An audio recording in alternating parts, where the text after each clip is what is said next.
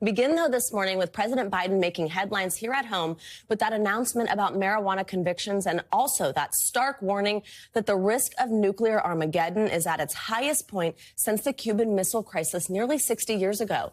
These comments from the president come after Russian President Vladimir Putin's renewed nuclear threats have raised concerns that his plans for escalation in Ukraine may not be limited to mobilizing more troops.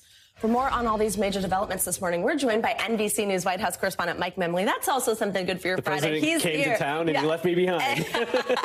I know, yes. As evidenced by the traffic we were talking about in Manhattan yesterday, the president was here. We've got a lot to talk about. It's so good to see you and have you good here. To be with you. So first off, of course, let's start with these comments about potential nuclear action here. How serious is this? How worried is the White House? How worried should somebody this morning be seeing this headline? So I've been covering President Biden a long time, as you know, and I've learned one thing, which is when he's speaking at a fundraiser, the reporters are in the room, but the cameras are not rolling. Pay attention, because you often get a much more unguarded President Biden. These comments certainly caught the White House by surprise. But what the president was really speaking to is an interesting dynamic now as Ukraine is really seeing some real momentum on the battlefield.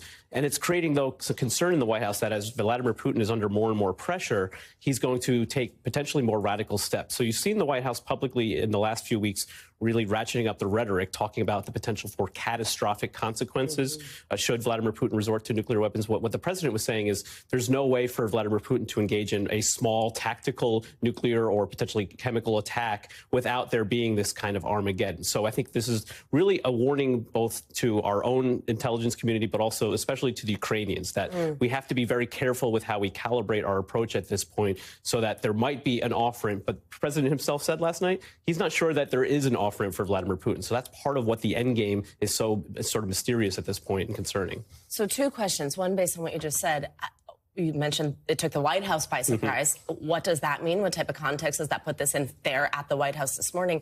And also, how do you square this concern with our continued support for Ukraine, a recently announced renewed military aid package? What does that mean? So I actually asked the White House press secretary this the other day, which is how do you calibrate the continued, we've seen over the last few months, right? The U.S. has only ramped up their support, providing more and more advanced weaponry to the Ukrainians. And do you have to calibrate that? Because there's always a fear of provoking the Ukrainian, of the Russians, of course.